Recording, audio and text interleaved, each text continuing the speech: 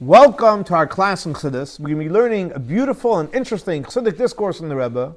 The name of the Chassidic discourse is called להבין ענין החלומות, to understand the idea of the dreams. The Rebbe said this Chassidic discourse, Shabbos Parshas Vayeshev, that year was the 21st day of the month of Kislev, in the year Tafshin Chav Daled, 62 years ago. So again, the Chassidic discourse is based on the idea that we just said, להבין ענין החלומות, to understand these dreams. This week's Torah portion, we have the dreams from Yosef HaTzadik. So the Rebbe brings that in a book of the Alter Rebbe's Chassidic discourses, it's called Bichel in Yiddish, and which is obviously the handwriting of the Mittler Rebbe, and then the footnotes of the Tzemach Tzedek. So there's two short Chassidic discourse. After the Chassidic discourse called Vanesha Bagai, and the second Chassidic discourse starts off and it says להבין ענין החלומות. Let's try to understand these dreams. Now, the Rebbe says even in the little book it doesn't say when the Alter Rebbe said it, but obviously there's a connection between Parshas Vayeshev, the Yosef's dreams, Miket's Pari's dreams, where over there it speaks about dreams. And that's the way it's actually in the Chassidic discourse in Torah, in Torah's Chaim, in Torah of these portions. Over there it speaks a lot about the idea of the dreams. So the Alter Rebbe brings, in the beginning of the Chassidic discourse, he says that the philosophers were struggling to understand the dreams. When a person dreams, that you can dream about things that you never saw and you never thought about in your whole life. Also, that on one hand, in dreams, you see things which are true and things which are false. So they struggled, what's all this idea of these dreams? So Alter Rebbe explains, what's the idea of a dream? Idea of a dream is the concept like a miracle. What does it mean, a miracle? What does a miracle mean? A ness. It's above intellect. Intellect has its way of comprehending things, and things which are above intellect, and they happen, it's a miracle. So he says that a dream is similar to a miracle. Or for example, when you have that, if you have water, it's probably put a match to water. The match will go out, the fire will go out. But then you can see that water burns in a dream. Why is that? Because when you have literally the opposite of what shouldn't happen does happen. And where does that come from? Because we know in a miracle it could happen, because just like the same person that said that water does not create the fire, and oil does, Hashem can say the opposite, that water creates the fire and the oil can put it out. So the same thing also when it comes to dreams. Dreams are beyond logic. And he explains, what does that mean practically? So he calls it katnos shebegadlos, small in the big. What does that mean? Because when you see a miracle, it's also called katnos shebegadlos. Why is that? Because what's the greatness? The greatness is that you're totally blown away, you're excited that you see something huge like a miracle. But on the other hand, why are you so excited? Because you don't comprehend how it works. So it's called katnos, you're small because you don't comprehend how it works, but godless, you do realize the greatness. In other words, if you don't see a miracle and you're not excited, okay, that's small of small. You don't see the miracle, you're not excited. But when you see the miracle, and you're excited, so the miracle is the great thing, and the small part is that you don't comprehend it. We have to understand. We know that there's another Chassidic discourse in the Alter Rebbe about dreams as well, and there's also one from the Rebbe Rashab, Nishmas Eidim, and like the Rebbe says, he mentioned it many times, that what's the idea of a dream? The reason for a dream is to fix words, letters. What does that mean? When you think in letters and words. When you speak, you think in letters and words. You speak letters and words. And when you act, you act based on letters and words. So what happens when you do ones that are not holy, so you have to go ahead and fix it. How did the letters and the words get fixed when thought, speech, and action? Through dreams. But on the other hand, what are we saying here? What's the idea of a dream? It's above intellect, it's above logic, we don't know what it is. On the other hand, we're saying no, it's connected to letters and has to fix the letters. That's question number one. Also, we have to understand, because it says in reference to dreams, the Talmud says that all the dreams come from what you think about in your heart. And here we're saying, no, you can think about things you never thought about. Okay. First, we'll understand this with an introduction. Because seemingly it's not understood, but Chazal tell us that the things, the only thing you dream about is things that come from your heart. Because the fact is, we find when it comes to dreams, in reference to prophecy. So for example, when it comes to Moshe Rabbeinu, he was the greatest prophet. Hashem says, no, I don't talk to him in a dream. I speak to him straight to face to face. He has clear vision. But the prophets, the way they prophesize is like a dream. And this dream comes from Hashem, not from their heart. The dream is not coming from their heart, it's coming from Hashem. Like, for example, the dreams that the patriarchs, Abraham, Isaac had, they saw a dream, which was basically prophecy that's coming really from Hashem. Nice. But the dreams of the patriarchs, not so hard to understand why, because that did come from their heart. Like, for example, Yaakov had a dream, and he sees the sheep going up and going down. So what was he working with the whole day? He was working with sheep. So that was something from his heart. The same thing also when the dream of Yitzchok, when Hashem says, don't go down to Egypt. So obviously he was thinking about going down to Egypt. And the same thing also the dream of Avram Avinu, that he saw some darkness. But we do find there are other things in prophecy which is not necessarily connected to something you're thinking about. Shabbos will understand this based on what Chazal tell us, that you have two prophets. They're not going to, and even though they're so to speak prophesying about the same idea, they're not going to give it over the same way. What? The question is, what do you mean? If we just said that what's a prophecy? A prophecy that comes from Hashem. Hashem is speaking it through you. So if that's the case, why can't they both say the same exact thing? So what do you see? That even though it is coming from Hashem, but it's still connected to the letters and the words and the vessels of the prophet. Yes, the concept comes from Hashem, but it comes through your letters and words and your expression. And like it's brought down in Chassidus, in reference to the big commentaries in the Talmud, the Rif, the Rosh, the Ran, so they would say the halacha, and which is God's insight what the law is, but everyone explained it in his own words. And it's brought down in Chassidus and explains the reason is because it's connected to their soul. Because letters, the source of letters is from the essence of your soul. Now, even though the Torah is to Torah, but in terms of the oisios, the way it's given over, the words that's used, the expression used, that had to come, and it was necessary to go through their own words. And the same thing with prophecy. So even though the concept comes from Hashem, but it has to go through your own words. In other words, even though we know when a prophet prophesizes, they would have to totally disconnect from the physical world. The garments they would take off, which means they wanted to disconnect from physicality. And ever since this is also by many holy Hasidim, when they pray, they would disconnect from physical reality. Like Nathan brings out in Shulchan Aruch as well. And not only taking off your external garments, your physical garments, but even your internal garments. But obviously, the internal garments compared to the external ones. In other words, you have external, then you have the internal. So the reason why it's internal compared to the external, but there's still deeper ones. But the real internal garments, which basically is the letters, the words, etc., that you can disconnect from. So you can disconnect from the external garments, from the internal compared to the external, but not from the letters itself. And especially that the true idea of letters and words is not garments.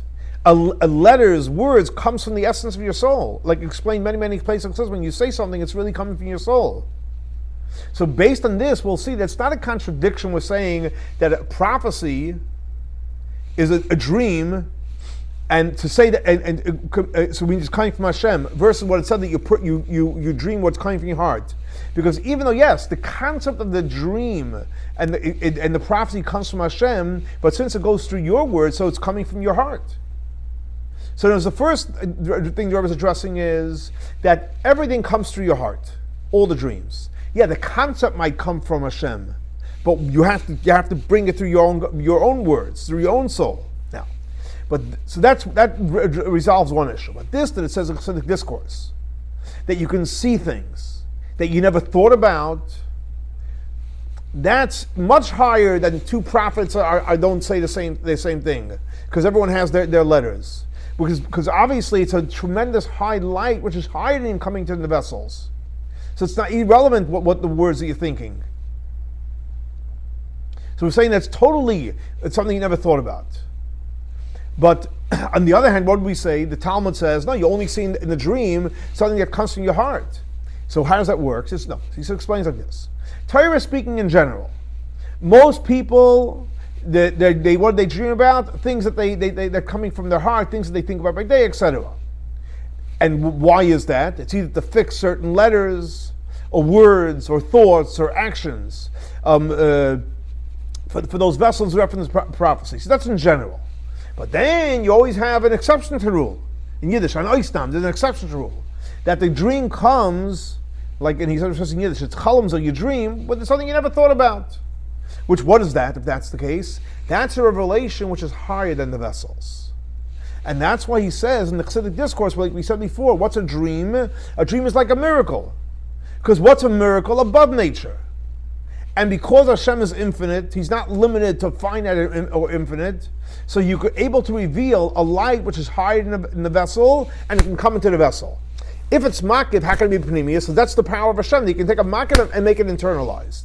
And that's why he says in the Chassidic discourse that they see things which are true and false. How can that be if it's either true or it's false? Because the answer is, and I'll say it in Hebrew, because Hashem is not limited, He can do both. So that answers the second question.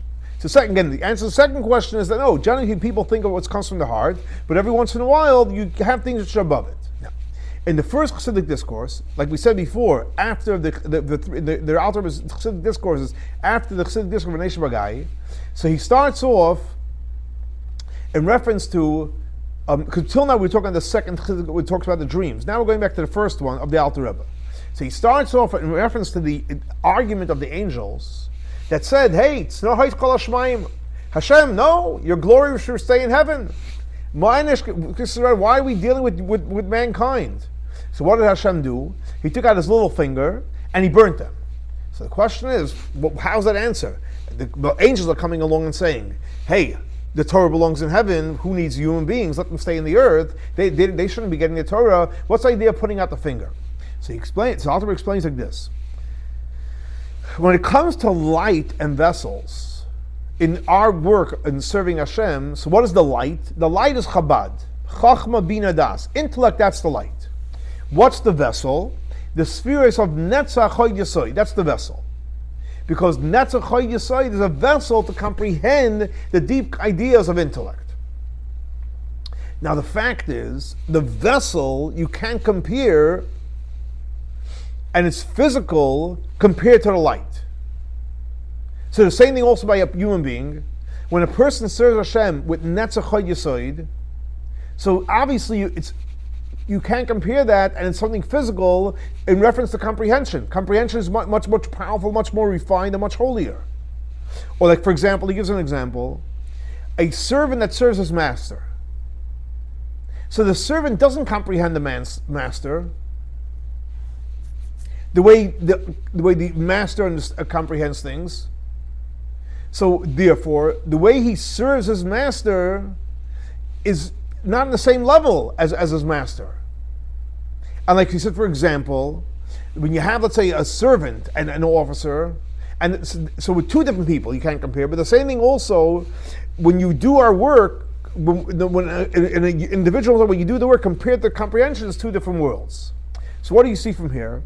That the more someone comprehends something, the more there's bittul. The greater the light, the greater the bittul. The less the light, the more the arrogance. And that's why it says in Sifri, on the verse, that Moshe Rabbeinu was such a humble person. You might think, so he was, from anybody, he was the most humble person. So you might think, even compared to the angels. No, so we say no, he was most humble from Mikala Adam, from every human being on the earth. Not from angels. Why is that? Because angels obviously comprehend on a much greater level. And because they have a greater comprehension and greater clarity, therefore their acceptance is much greater. So therefore the angels came along and said, why are we concerned about human beings to give them the Torah? Because they don't have the bittul, they don't have the acceptance like we don't have. They don't have the clarity, the light is not as great. So Hashem, how did Hashem answer them? He took out his little finger and he burnt them. What does that mean, he burnt it? The little finger is referring to which sphere? It's referring to spheres of Malchus. because that's where the ultimate that's where the ultimate energy is in the lowest level. And even in the lowest level, when you're able to reveal more light than there is, it's going to become total. It's going to be totally on a level of bittul, total level of acceptance. And that's the idea of a surf when he burnt it. It's not a punishment, God forbid, but it's basically by creating the finger, bringing the holy light in there, and the great light. That's how you create full bittul, full acceptance. And that was Hashem's answer to the angels saying, "Oh, leave the Torah over here in heaven," because he showed them that they also have what's restricting them as a vessel. But on the other hand, when you bring in the light, boom, there's no issue whatsoever. So what blocks us from really appreciating godliness is the vessel. But when you bring in more light, guess what? You have the light, so then you have the acceptance. Now, based on what we learned before in the Chassidic discourse, we'll understand the whole idea. What we're told about the discussion about what the angel's argument was. Because seemingly, we know the Torah is not coming to say negative at anything, about anybody. Even about an impure animal, the Torah doesn't talk negative.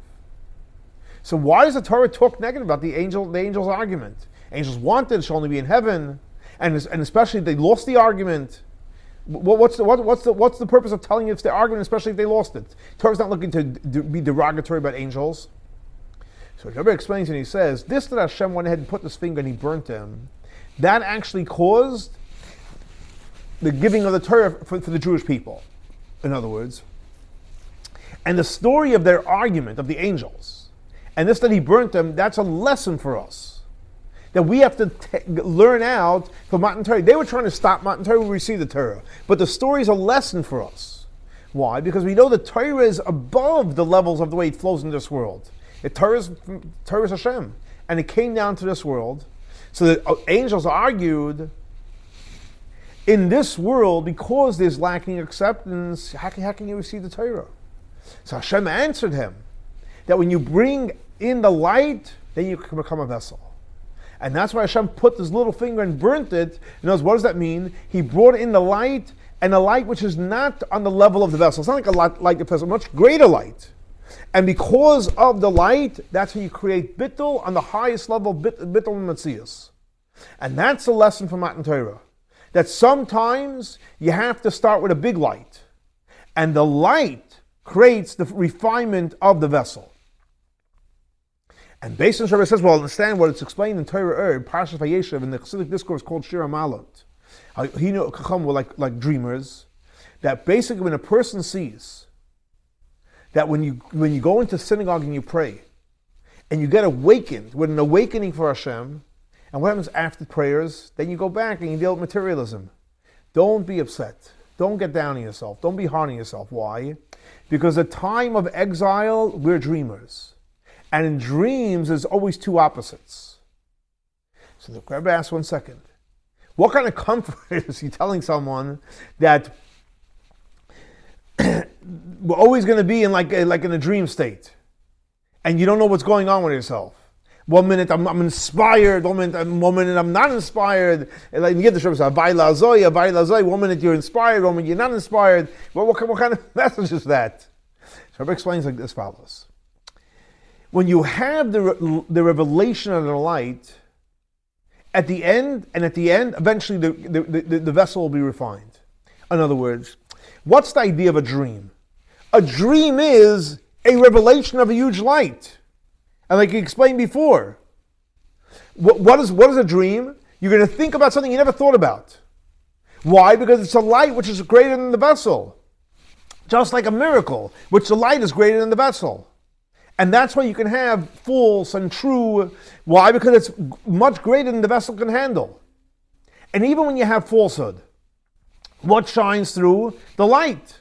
And like explained in Torah, that when a person gets inspired by prayer, it's not a dream and it's hallucination. No, because Hashem has the power that the light can shine even when the vessel can't comprehend it. You feel like no, the light has the power to shine even when the vessel can't hand it.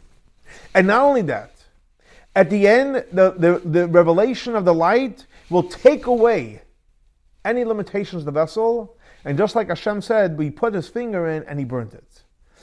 And that's why he explains in the Chassidic discourse that a dream is like a miracle. Because what's a miracle? We have miracles in exile, in the time that we're dreaming. And even though it's concealed. But on the contrary, they're huge miracles. And like it says, what does that mean? The translation is, Hashem makes such great miracles that only Hashem knows how great they are. But drawing down these miracles into the world, they do affect, ultimately, that we will reach the level of acceptance, like it says in the Chassidic discourse, that you'll see the miracle and you're going to go, wow, that's a miracle. What does that mean? Like we said in the beginning of the Chassidic discourse, Katnish Gadlus. Gadlus means it's a huge miracle. Katnish, we don't accept, we don't grasp it. And Rabbi finished what he says, the same thing also would happen with the miracle of Yutas Kislev. And the revelation of Teres Chassidus, like we're learning now Chassidus all over the place.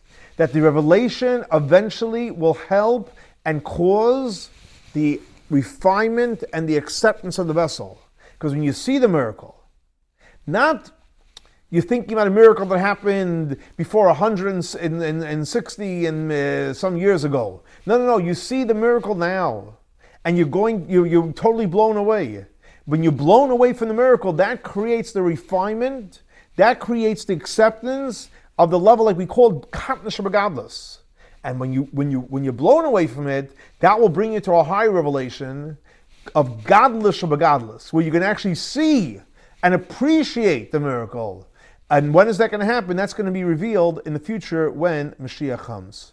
So again, here we have a beautiful Chassidic discourse about the idea of dreams, all the different levels, but the point is that dreams is great light. The purpose of the great light is to blow our cover, and we should be able to experience not only right now Katnish Begadlus, which means it's wow, it's a wonder, but that wow refines the vessel, opens the vessel, but ultimately we'll have the coming of Mashiach will actually not only will be wow, and we don't comprehend it, we'll see the power of a miracle, because the light is ultimately what creates the refinement and the ultimate of opening of the vessel. So let's hope and pray we have the refinement and we'll have the coming of Mashiach, and the next class will be in Yerushalayim, Yer HaKodesh. Have a great and blessed week. Shavua Tov.